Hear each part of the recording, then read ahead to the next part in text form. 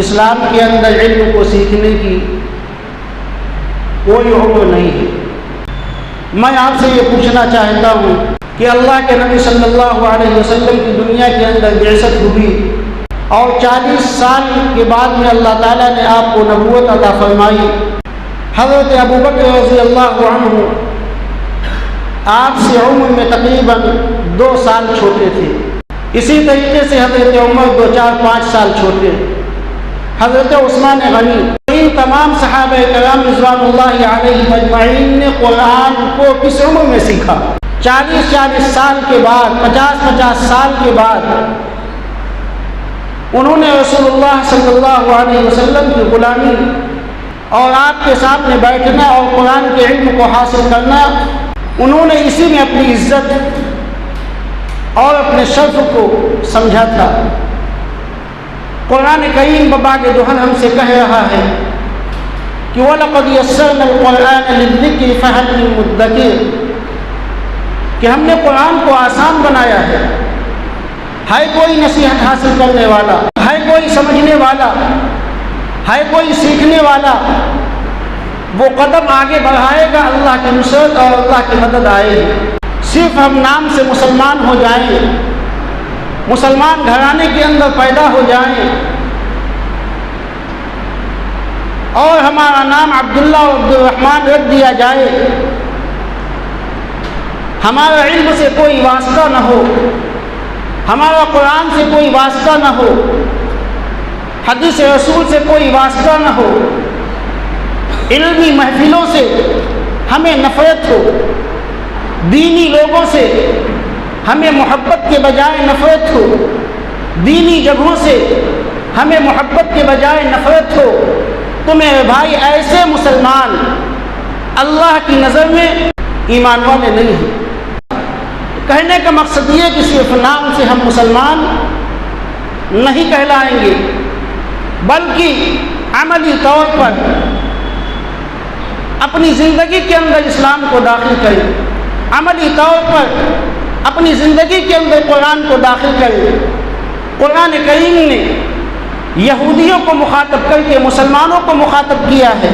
کہ قُلْ يَا أَهْلَ الْكِتَابِ لَسْتُمْ عَلَى شَيْءٍ حَتَّى تُقِيمُوا التَّوْرَاةَ وَالْإِنْجِيلَ، کہ اے محمد صلی اللہ علیہ وسلم ان اہل کتاب سے کہہ دیجئے کہ اللہ کے نزدیک تمہاری کوئی حیثیت نہیں ہے۔ ان یہودیوں سے یہ کتنے بھی پاور میں پہنچ جائیں، کتنی بھی طاقت کے مالک ہو جائیں، کتنے بھی پیسے والے ہو جائیں، الیکٹرانک میڈیا اور پرنٹ میڈیا کیوں نہ ان کے قبضے میں ہو جائے، دنیا ان کے سامنے گھٹنے ٹیکنے کے اوپر مجبور ہو جائے، لیکن اے محمد ان کے سامنے اعلان کر دیجئے کہ دنیا کی نظروں میں تو تم بڑے ہو سکتے ہو، لیکن خدا کی نظر میں تمہاری کوئی حیثیت نہیں ہے جب تک کہ تم اسلام کے اندر نہ داخل ہو جاؤ۔ انجیل کو اور توریت کو اپنے ذہن و دماغ کے اندر نہ اتار لو،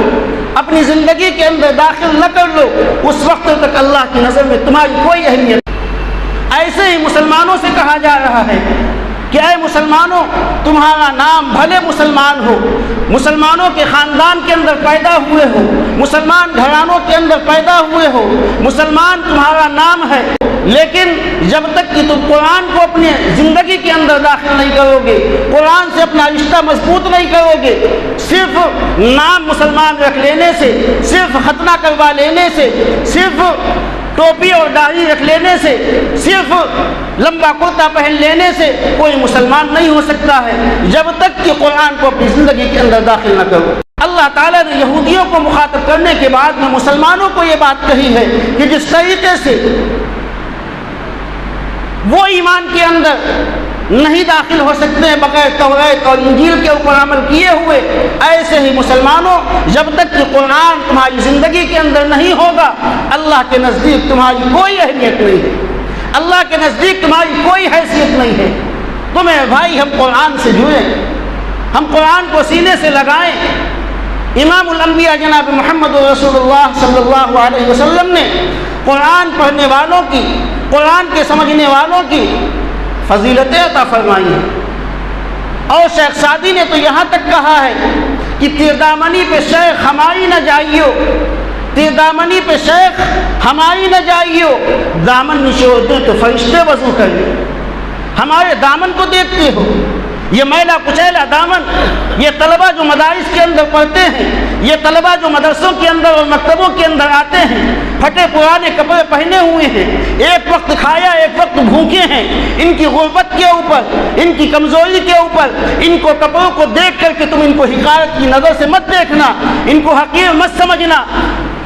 دامنی پہ شیخ ہماری نہ جائیو، بلکہ یہ وہ طلبہ ہیں، یہ مکتب میں وہ قرآن پڑھنے والے ہیں، دامن نچوڑ دے تو فرشتے وضو کرے۔ ان کا دامن اتنا پاک اور صاف ہے، یہ صبح اور شام کو قال اللہ قال رسول پڑھتے ہیں، اللہ کی کتاب کی تلاوت کرتے ہیں۔ ان کے ظاہری دامن کو نہ دیکھ کر کے بلکہ ان کے باطنی دامن کو دیکھا جائے، اور یہ دامن ان کا اتنا پاک اور صاف ہے کہ اگر یہ اپنے دامن کو نچوڑ دیں تو اس کے پانی سے فرشتے بھی وضو کر لیں گے۔ لیکن آج اس علم کو حاصل کرنے والوں کو ہم کس نظر سے دیکھتے ہیں؟ اس علم کو حاصل کرنے والوں کو اور اس کام میں لگنے والوں کو ہم حقارت کی نظر سے دیکھتے ہیں، ذلت کی نظر سے دیکھتے ہیں کہ یہ کام ہمارا نہیں ہے، یہ کام تو ان کا ہے۔ قرآن کریم سے ہم جڑے، ہمیں احساس ہوگا کہ ہم کہاں جا رہے ہیں۔ بچوں کے سلسلے میں ہمیں فکر نہیں، فکر ہے تو ہمیں اپنی فکر ہے کہ ہمیں ہر ہفتے داڑھی کو منڈانا ہے، پیسہ چاہے جتنا لگ جائے، 100 روپے 50 روپے 70 روپے ہمارا نوجوان صرف داڑھی کو منڈانے میں دے دیتا ہے، لیکن مسجد کے لیے، مدرسے کے لیے، مکتب کے لیے، بچوں کی فیس ادا کرنے کے لیے، پیسے دینے کے لیے اس کے پاس پیسے نہیں ہیں۔ کیا ہے یہ ہماری دین سے بے حسی ہے، یہ ہماری دین سے غفلت ہے، یہ ہماری دین سے بے نفرت ہے۔ اس نفرت کو دور کرنے کی ضرورت ہے۔ میرے بھائی، اس کی فکر کون کرے گا؟ جبرائیل امین نہیں آئیں گے، اللہ کا کوئی فرشتہ نہیں آئے گا، آپ کا پڑوسی آپ کے بچوں کی فکر نہیں کرے گا۔ فکر کرنی ہے تو آپ کو فکر کرنی ہے۔ اس غفلت کو دور کیجیے خدا کے واسطے، اور اپنے بچوں کو مکتب سے ضرور جوڑیے۔